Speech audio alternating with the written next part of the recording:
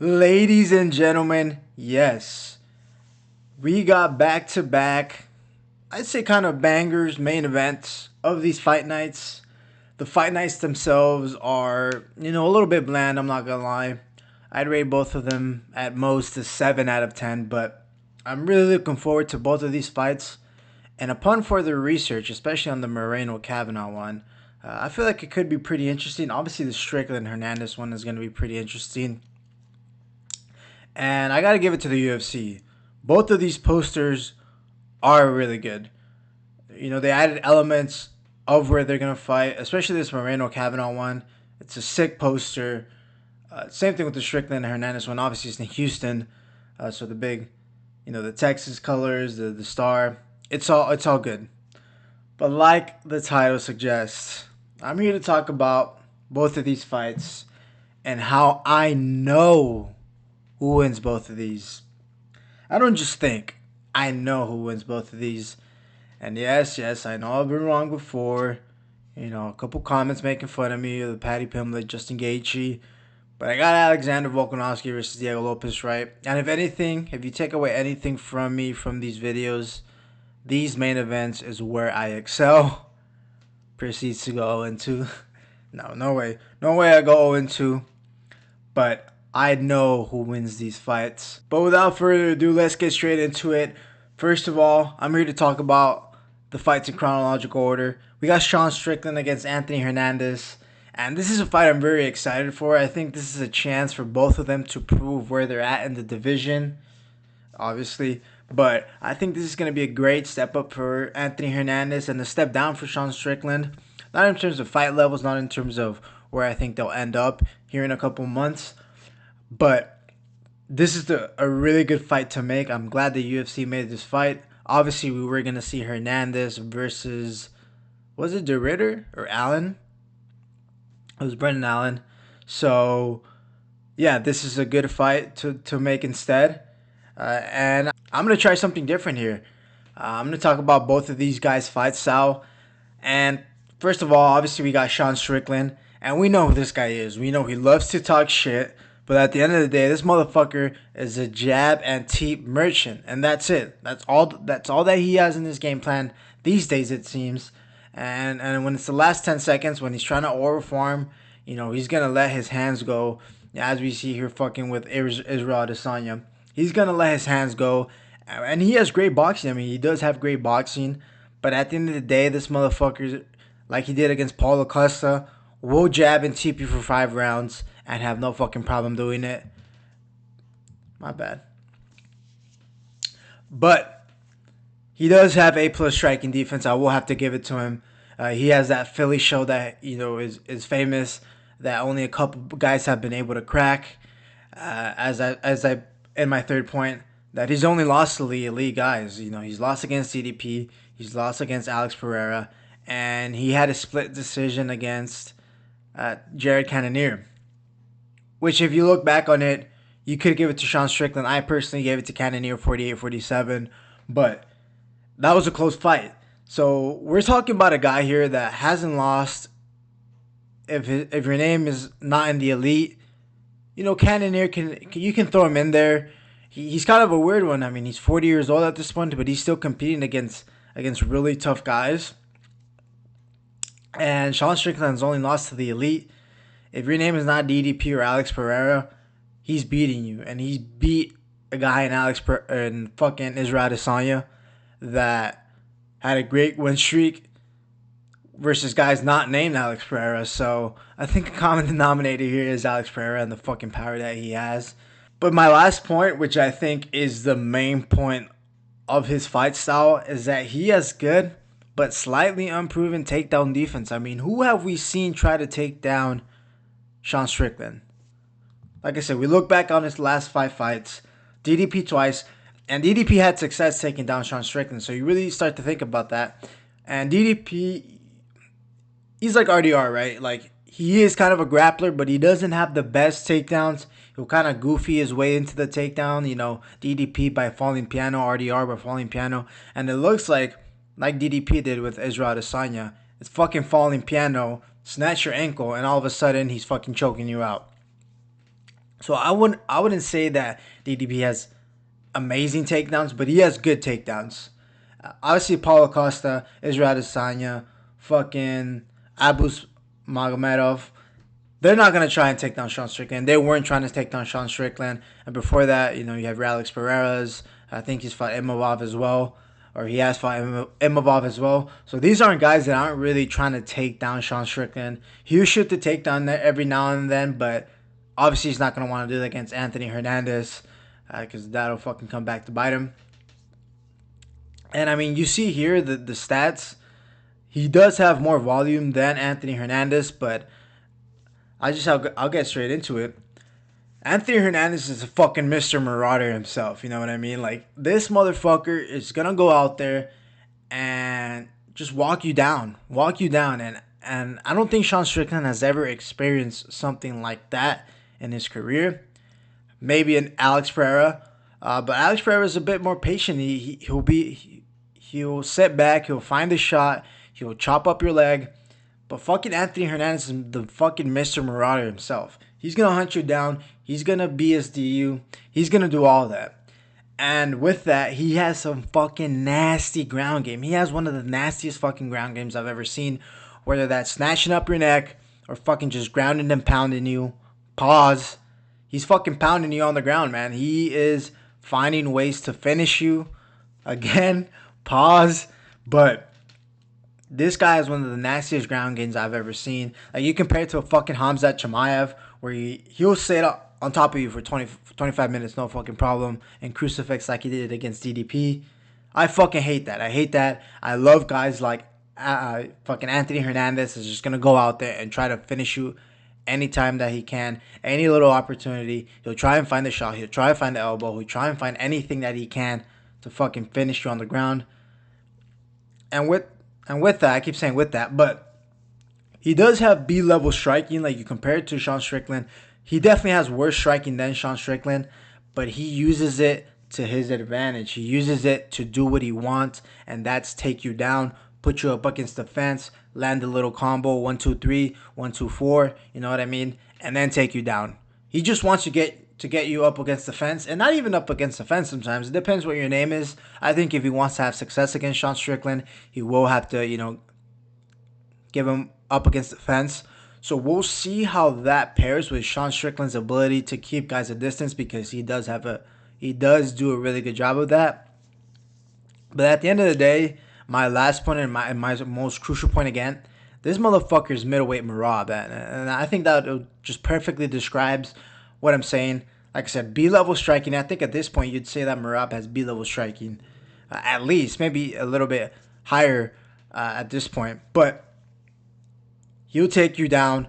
You'll get up. He'll fucking try and take you down again, and he'll fucking try it 20 times. That's no problem for him. He has the cardio of a fucking demon. I don't know where he gets it. Apparently this guy's a big stoner, but he has the cardio of a fucking demon. I don't know how that works, but it works for this motherfucker. Like, he's just gonna go out there and fucking maraud you all the way to he finishes you, or a fucking nasty decision as well. I mean, we saw that fight against Roman Dolidze. I mean, who does that to Roman Dolidze? No, but seriously, this guy's just, like I said, middleweight Merab, decent, above average striking that just pairs well with a fucking insane cardio. And when I look at this fight,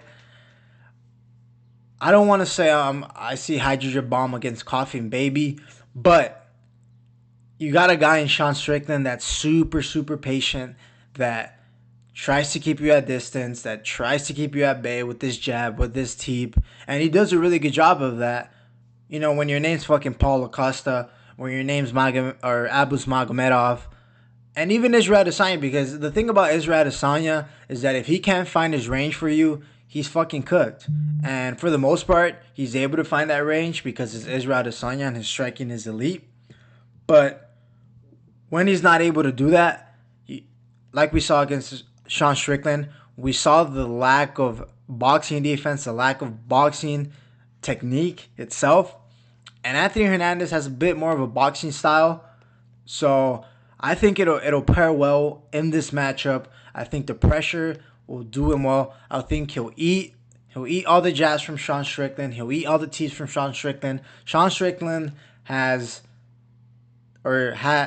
have good power. And I think Anthony Hernandez is just going to be able to fucking, nom nom nom, give me that teep, give me that jab, give me that second teep, give me that second jab. He's going to be able to eat those up, those 1-2s, and just fucking maraud his way into a round 3 or 4 TKO. I mean, Sean Strickland has been out of the ring for a year. This guy, and this doesn't affect him because he does slim down well, but he looks fucking fat. He talks a lot of shit, but his fight style is nothing at all like the way he talks. And that's what fucking irritates me the most about Sean Strickland. Anthony Hernandez is the exact opposite. He might even talk less shit than Sean Strickland, seem a little less imposing, but this motherfucker's gonna go out there and hunt you down for 5 rounds straight. And he has the cardio to do that. And I think Sean Strickland is gonna be seeing stars by round 3. And I think Anthony Hernandez is going to TKO him round 3, round 4. Fucking book it. I am actually much more confident in this pick than my next pick, which is crazy to say because this guy is coming up the rankings and well, you'll find out. But I'm very confident in this pick. I think Anthony Hernandez, it might be a decision. I think it could go to the decision. Sean Strickland does have a good chin, but if he gets him on the ground, there's not a good enough chin to fucking take all those elbows or to not get subbed. So give me Anthony Hernandez round 3, round 4 TKO. Moving down, moving to the next week. We got Brandon Moreno against Lon'er Kavanagh. A very interesting fight because obviously we were supposed to have Asu Almabayev in this main event, but I believe he had injuries. So now we have Lon'er Kavanagh. And Lon'er Kavanagh, as we know, is coming off of a KO loss. But I think it's a good matchup. I think Lon'er Kavanagh has shown good flashes. And obviously this is a big step up. But yeah, I'm excited for this matchup. I think it's going to be fireworks. I think it's going to be mainly a striking matchup. But if we really get into the, the X's and O's, biggest and test tubes of it, when you talk about a guy in Brandon Moreno, I mean, we know what this guy has. He has A-level boxing. He has one of the best boxing. He's one of the best boxers in flyweight, maybe barring Joshua Van. I mean, I think I'd be pretty confident in saying that he has maybe the second, at worst, third worst, best boxing in the flyweight division. He's going to take one, but he's going to fucking land 3. He has a good chin. He has that fucking Mexican chin on him. And I know we just saw him get TKO'd by Tatsuro Taira, but that was a weird fight. I don't know if a lot of people remember, but it was a weird fight. He had it was weird because he was on his back for basically the whole first round, trying to snatch up a submission. And Tatsuro Taira didn't really do anything. And then in the second round, he somehow ended up on all fours in his back, and Tatsuro Taira got the finish. Maybe a little bit early, but we know what Brandon Moreno is going to bring, especially with a guy that's a striker. He's going to take one, but he'll land 3. He has great boxing combos. He knows what to do in the pocket. And I think, like I said, he just got finished on the ground, but I think he has an underrated ground game. I mean, we saw Alexandre Pantoja take him down. That looked kind of bad, but I think he has good jiu-jitsu. A lot of people forget that this guy started off in jiu-jitsu, and he's able to kind of do what he wants on the ground if you're not the elite of the elite on the ground, which, it remains to be seen if Lon'er Kavanagh is in the elite of the elite on the ground. I think Brandon Moreno will be able to kind of keep it at bay, keep the fight standing, and keep the fight where he wants. And obviously this guy isn't at his champ level, but he's proven. We know what this guy can bring to the table.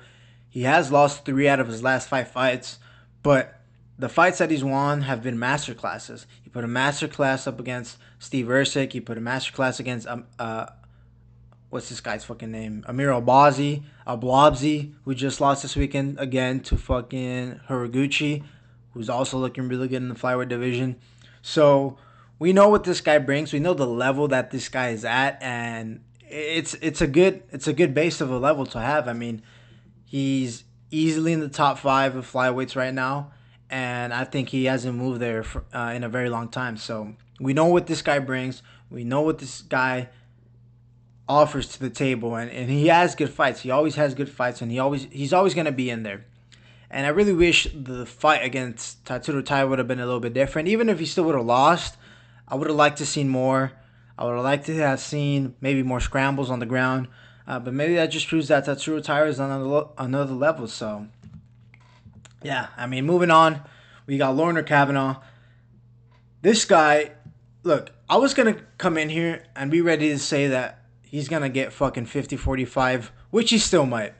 But I went back and I watched the film, I watched his fights, and this guy has really good Muay Thai. He has really good Muay Thai, underrated Muay Thai. I feel like a lot of people aren't talking about him for some reason, and maybe it's because we've never seen a flyweight come out of England, but this guy has really good Muay Thai kicks, which I think Brandon Moreno isn't really used to. He has super fast hands.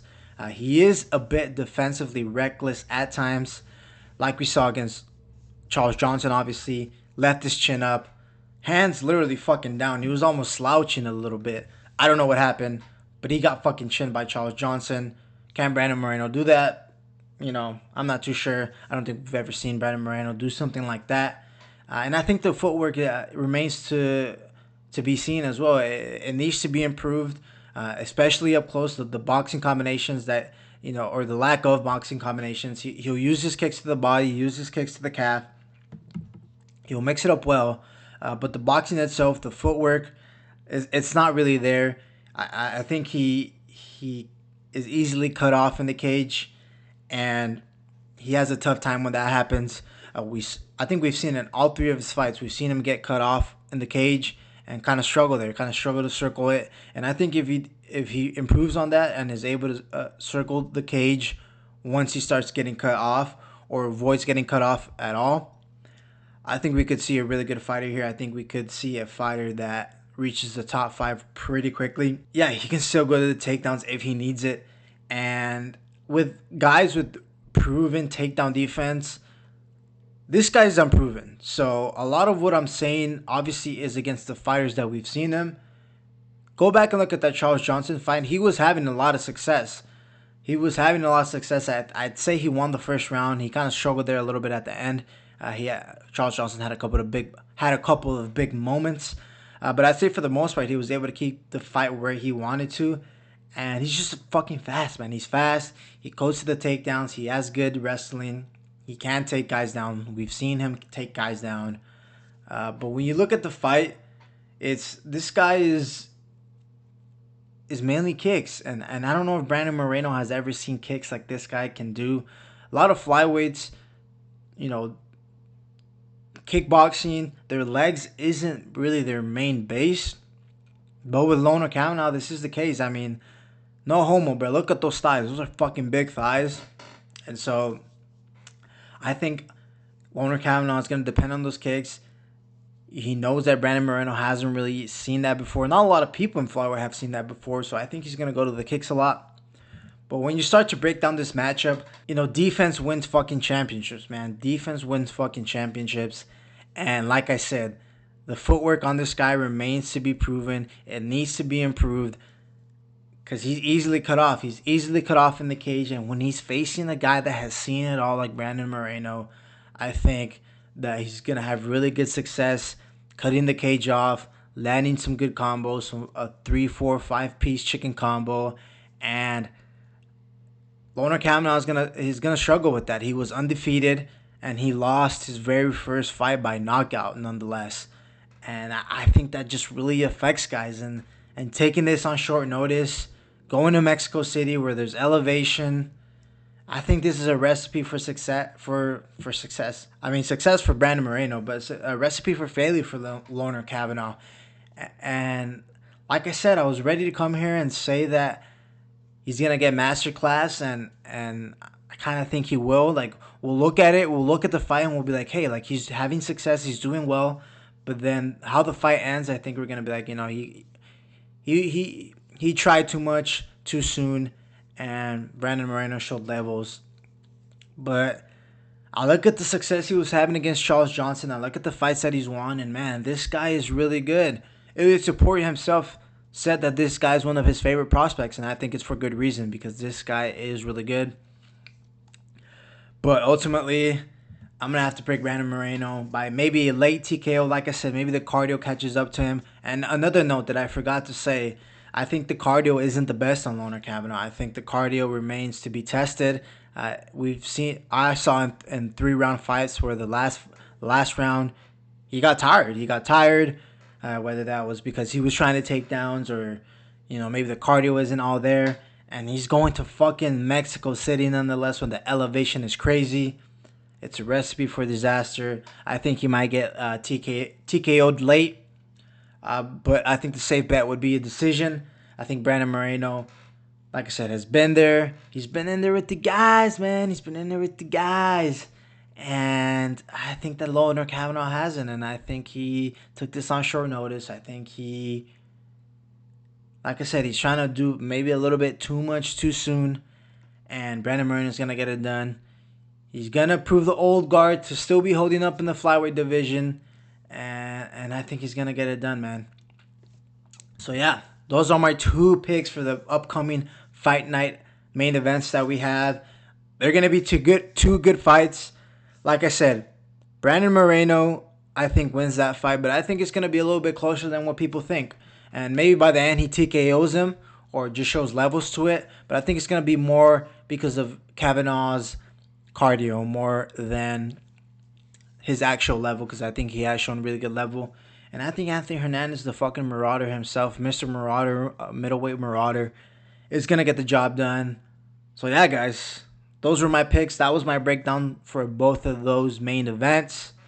Make sure to leave a comment. What do you think is going to happen in these fights? Who do you have and by what? And yeah, drop any suggestions for any other videos. This was Halo MMA. I'll see you next time. Peace.